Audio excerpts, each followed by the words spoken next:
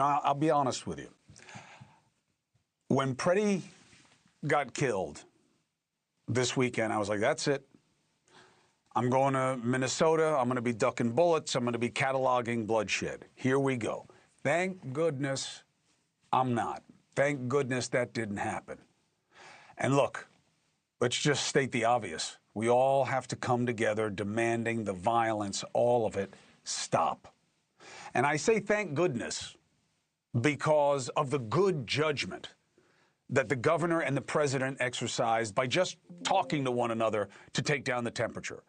Governor Walz, President Trump spoke on the phone. The president said it was a very good call, that they're going to work together on removing violent criminals here illegally. If the state gives access to jails and prisons and helps to secure agreed-on threats, then CBP may go and ICE will stop doing the horrible things that we have witnessed.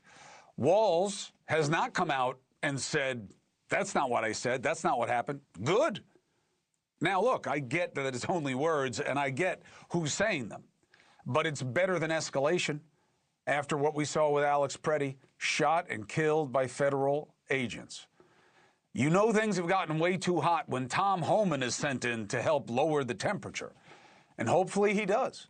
Hopefully he does better than Greg, don't talk about my coat, we can do no wrong, Bavino, and Christie, one of ours, all of yours, Noam. Very low bar. Hopefully Homan gets over it with the mayor. And I really wish this had happened sooner. I was talking about it for weeks for a reason. I wish the VP had done this last week, like we were talking about here on NewsNation. I wish the governor had come to the table sooner. Maybe another 37-year-old would not be dead in Minnesota if people had done what is right sooner. Is it a coincidence that Alex Pretti is the same age as Renee Good, who was shot and killed a couple weeks ago? Yeah, it'll fuel some BS conspiracy, but both were just 37. And I'll tell you what's not a coincidence, the way they both died. And we all saw what happened again, and it was wrong again. And the way the government reacted to the killing was wrong again. Neither were terrorists. Pretti didn't draw on agents any more than Renee ran one over. The question that isn't asked enough, since when does rounding up everyone here illegally present such a threat that it warrants thousands of federal agents raiding in communities? Look, of course, the feds have to enforce immigration law. Otherwise, it doesn't matter if you have a law. And of course, getting rid of ICE is as irrational as giving them free rein in communities. Checking their budget, specifically the expansion, that's not crazy. But let's just be clear about why we're here, okay? This is not about fighting a crisis. It's a proxy war, right versus left. That's why we're in a blue state going after brown people. This started as being about fraud. There is fraud in every state, red and blue, a lot of it. Oh, not like this. You see what that kid discovered? He didn't discover anything that they haven't been dealing with for years. They didn't deal with it well enough. They didn't deal with it soon enough. They didn't deal with it completely enough. It's all fair criticisms. Fine, investigate. This is how you investigate? No. This is how you instigate. And those who oppose these tactics took the bait, matched force with force. Protests went to the wrong places, and some crossed the line. The sides are destroying the whole. Look at social media's reactions to our leaders finally doing something right. Boo, Trump should double down and not reward the left. Boo, walls surrendered, no ICE allowed. And of course, these are the voices that you see amplified on social media. This is what's going to trend because by design, those dumpster fire platforms divide us for profit. Literally fighting and killing one another for the profit of the few, the enragement of the many. The sides have gotten us so twisted up that principle is quickly abandoned for position. People who say they are all about the Constitution suddenly don't care about rules on search and seizure. Even blaming Pretti for his own death because, well, why'd he have a gun? No irony. no awareness of that grotesque hypocrisy. There's no number of kids that can get slaughtered in a mass shooting that makes you want to move off your Second Amendment position. But now the gun is the problem. And the left saying, don't you infringe on our Second Amendment right to bring a gun to a protest. Welcome to the Twilight Zone. Pretti was wrong for legally carrying a concealed weapon that we have no proof he tried to use. But Kyle Rittenhouse, who traveled across states with an AR and shot protesters, he's a hero. Renee Good, terrorist. Ashley Babbitt, hero. I know what we need to do. It is simple, but it is not easy. It turns out we need a lot more of something that many have misunderstood, including me. We need cognitive dissonance at grand scale. It's not what you think. I'm not asking for mass delusion. It's the opposite. Cognitive dissonance is the phrase we use, that I have used, when someone seems to be supporting something that they know is in conflict with their purported principle. But that, in fact, is just hypocrisy, not cognitive dissonance. A psychologist called me up. You know, I'm doing Sirius XM in the mornings now, right? Channel 124. So the psychologist calls and says, love you, brother. I love the point you're trying to make. It's a good point. Wrong word, wrong term, and you're actually missing something that could help. Cognitive dissonance is not mere hypocrisy.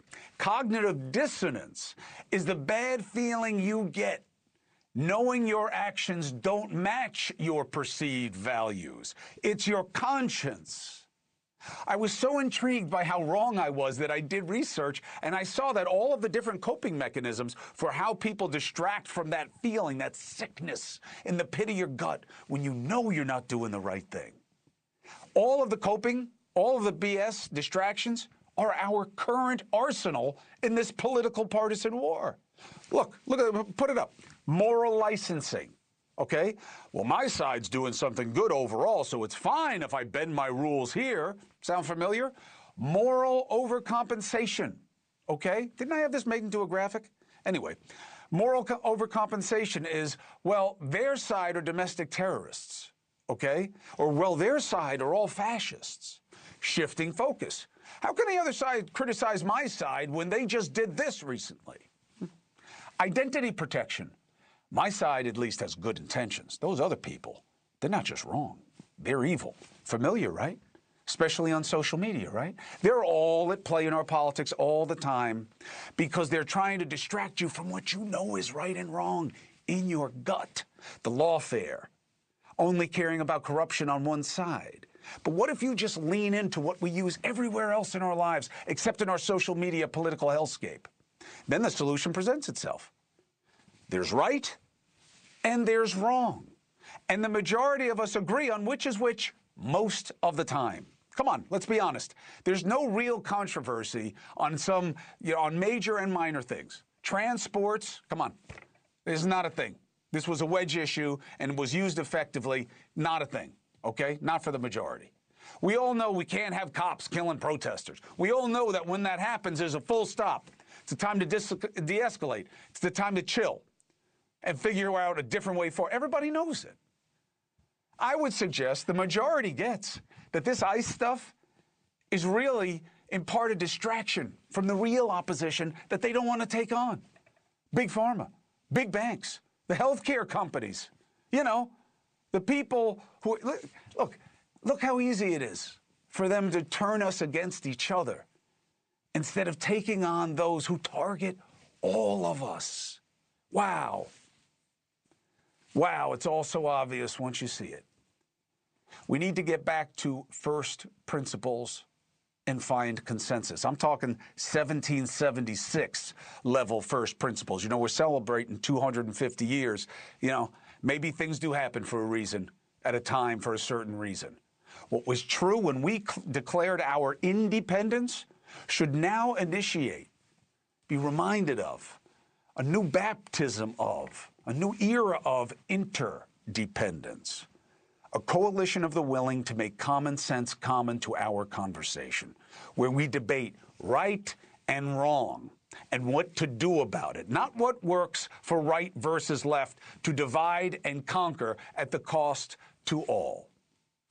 We hold these truths to be self-evident. You all remember that part, right? But in there, the most important right now is that to secure these rights, governments are instituted among men, deriving their just powers from the consent of the governed. They work for us. They have been playing us against ourselves so that it's easier for them.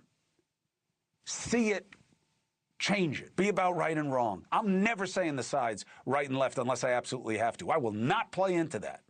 And I'm very disappointed that I played into it for this long. Thank you for watching. Subscribe below and download our NewsNation app right now on your phone, and you will get fact-based, unbiased news for all Americans.